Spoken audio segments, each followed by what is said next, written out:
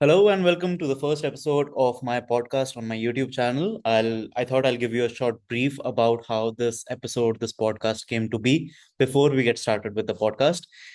So I wrote some emails to some leading researchers in men's mental health at the beginning of this month because it's Men's Mental Health Month. So I thought I'll get their views for what we do.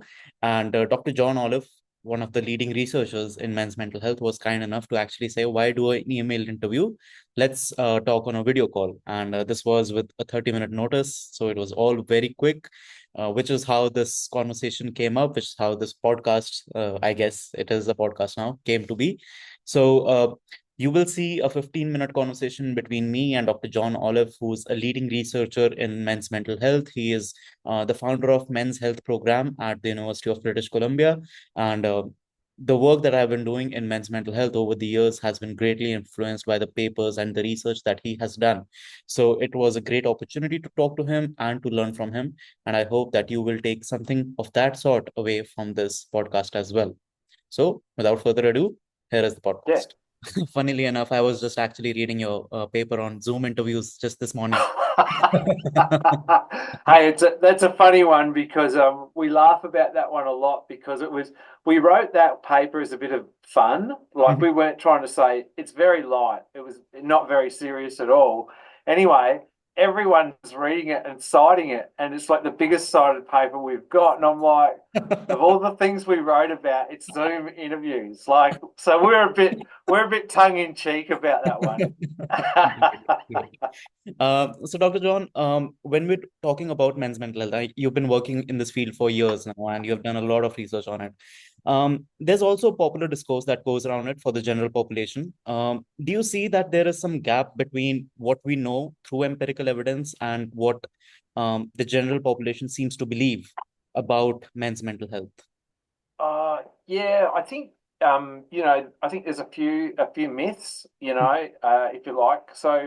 So one would be that guys don't seek help, you Mhm, know. We know that guys do ask for help. They often will show up in clinical practice, as you'd know. mhm, And I think what happens for a lot of guys is that they expect a quick fix and mhm, maybe they don't get it, or maybe they don't fully connect with the person who they're sort of trying to see. mhm, Sometimes it's hard to get to mental health care services as well. So when people say, "Oh, men don't look for help," I sort of go, "Well, no, because 60% of the men who suicide in Canada have been in professional healthcare in the 12 months prior to their death. So I don't think it's as simple as just saying that guys don't seek help. I think it's way more complex than that. I think one of the other things with guys is that we tend to sort of think of guys as getting angry mhm, but not getting depressed. mhm, So there's kind of because guys are diagnosed with depression about half the rate of women, mhm. so it tends to be a bit of a woman's disease, if you like.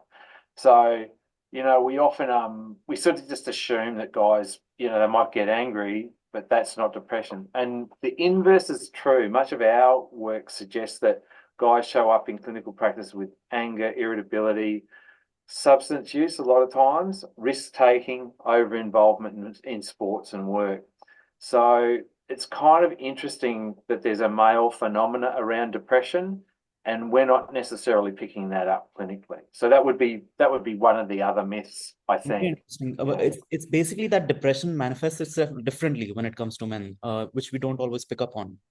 Yeah, right. So externalizing symptoms, I think we often think it's going to be like tears, and it's not to say that guys don't cry and that they shouldn't, but they like the externalizing things that we see most often, especially early on in depressive symptoms, are those things I mentioned, like that anger, irritability, substance use. And ironically, and unfortunately for a lot of young men, that's how young men are. We kind of go, oh well, they're using substances. They're using they're using substances for recreation.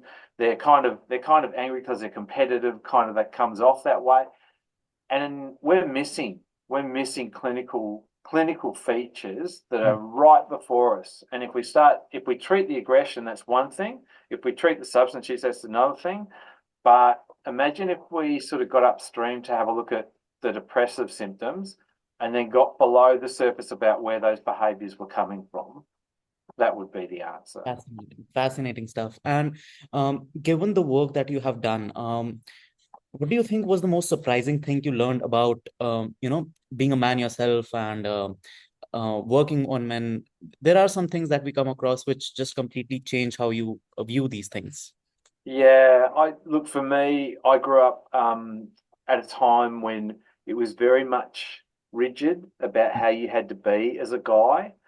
And I was okay with that. I kind of enjoyed some of that. Um, but I also did some, work-wise, going into nursing was something that guys don't do. And Hmm. I went into that and in studying the whole masculinity stuff around mental health and the like, I'm struck by how you don't have to conform to the rigid norms around what it is to be a guy. And I see guys time and again benefit by being a little bit more open to the diversity and the inclusion Yeah, because it's through that that we get a bit of a sense of belonging, which is super important. Like you never want to feel like you're a burden and you always want to feel like you belong. yeah, But I think over the years I've sort of worked out that there are things I really want to belong to and I want to have purpose in, and they might reside outside of what we typically thought blokes should be doing. So it's I think a lot of the guys I speak to about illness and stuff like that, I learn a lot from them about yeah. okay, so what are my values? What are my principles? And trying to work through that. Yeah. Something I hear quite often is that there are people around men who are struggling, who are very clearly struggling, uh, but they're not really very willing to seek professional help. It's a very common complaint I hear from maybe parents or friends or romantic partners. Do you think there's something that can be done for those men who might not be super willing to seek help? Yeah, yeah, I do. We've done some work around peer help, Mm. especially around mental health. It's so there's a couple of things. One is that we know in talking to guys that they'd always have their friends back, so to speak. They'd always be there for them and would always help them out. And that's really interesting to know that. So all of your mates, all of your good friends, they will actually always help you. What we don't do well as men is we don't ask for help. So even though this resource is there, and we've always got your back, I'll be your wingman. I'm probably not going to burden you by asking you, when I'm a bit flat and I could just do with a bit of a hand or just a conversation. So I think that's worth understanding and knowing, and that, it's all well and good if I can be good for my mates, but I actually, if I'm a bit flat, I should be actually hitting them up for a little bit of, Yeah. just a little bit of something different, like just a little bit of nurturing. And I think it's really important that we remember that. That I use the acronym, the ALEC acronym, which you've no doubt heard of. With Movember, they talk about, A is for ask, so ask those open-ended questions of guys because it gives them permission to talk. And sometimes we don't. We actually need that permission to talk. The L is for listen, like which is hard to do because I think the go-to for a lot of guys is to jump in and solve the problem, as they see it. So you want to stand off that. And the E is elaborate. So I usually sort of say to blokes, oh, what's worked for you in the past? Or else I'll drop in the third person piece and I'll go, oh, a mate of mine, he's been seeing a counselling psychologist and it seems to be working really well because he says she's like a coach, and then just get a conversation. So just elaborate in that way. And then the C in ALEC is to check back in. So what we do is really important in the aftermath of the conversation. So the whole ALE is great, but you have to check back in because most times guys, once I've talked to you and they've self-disclosed, they'll feel like, oh, did I say too much, And so it's really important to just follow up with a text or just, a rain check on catching up Mhm. to continue the conversation because it norms the fact they've spoken and it affirms them that you're listening, so super important. Amazing. Great stuff. And a lot of my audience is young men between the ages 16 to 24, some young men who might be struggling, who might be looking for some direction in their life. If there is something you'd like them to know about themselves, what would it be? Yeah, I wrote something down. Let's see how I go with this. So this is my message as an old guy. This is my message. Um, uh, just to affirm that, like, they're a new generation of men, and I think they've got unique challenges and also unique opportunities. So I would encourage those young fellas to embrace gender equity, and Mhm. gender equity is about fairness and justice because we all buy into that, right? So it's not about equality necessarily as like 50-50. Think about it as gender equity, that fairness, justice piece. I would remind young men that comparison is the thief of joy. And I think, when I scroll through Instagram, if I was 20 years old scrolling through Instagram, I think I'd be pretty down on myself. I think I'd feel like I was a bit of a failure. I just feel like, we need to be a bit smarter about, let's not compare so much, but let's have personal bests in mind. And I know it sounds a bit Pollyanna and a bit trope, but it's not, like if you get locked into worrying about what everyone else is doing, you're never going to realize what you can do, your full potential. Um, and just to focus on being the best you can be. And if you're driven by the idea of showing up really well for other people, use that, but never neglect the idea that it's actually you're a self project. Like, so your self work is Mm. super important. It's the old thing when you get on the plane and the oxygen drops and you got to put it on yourself first. So it's really about working that in and showing up the best you can and being the best you can. And just as young men, like young men and old guys like me, we make mistakes all the time. We don't get it right. Just go easy on yourself in terms of learning from it and just trying to adjust going forward to be that better version the next time.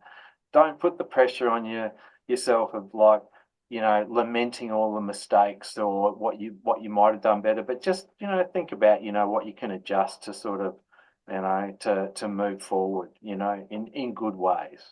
That'd be Beautiful. it. And I feel that point about perfectionism is very prevalent for young men because it's like they always have this eye on themselves that they cannot make any mistakes at all. Right. Yeah, I think that self pressure is Mm. massive in young men. I think they look to their dads and they go, "Well, why haven't I got the milestones that my dad had at my age?" Mhm. There's really good reasons for that. And they've got nothing to do with the young men. They've got to do with the structures that are in place, the massive inflation, all of these structural pieces, Mhm. and different expectations of, what jobs are, how they're paid, the whole Mhm. thing. So it's kind of like just, ease into it. And just that's why I say comparison is the thief of joy. And a lot of guys will talk to me and they'll go, you know, my dad had a car, a house at this point in his life. He was married. Like, it's like, mate, it just doesn't, it's the milestones have shifted over time, and we need to work with what is current day generations, and there's lots of opportunities in growing up right now. Very true. Very true. Dr. John, thank you so much for this very quick conversation. I know it was at a very short notice, but thank you so much for this. Yeah, no worries, and thanks for the work that you do. So yeah, really good. Great. Great. Thank you so much, Dr. John. If you're ever in India, please let me know. I'll be happy to host you. Yeah, that'd be great. Look forward to that. Great. Okay, maybe we can play some cricket. Oh yeah. Amazing. Okay, take care. Thank you so much. Bye bye. Okay, cheers. Have a good Bye. day. Bye. And that is it for this podcast. Thank you for listening in on this conversation on men's mental health with Dr. John Oliffe.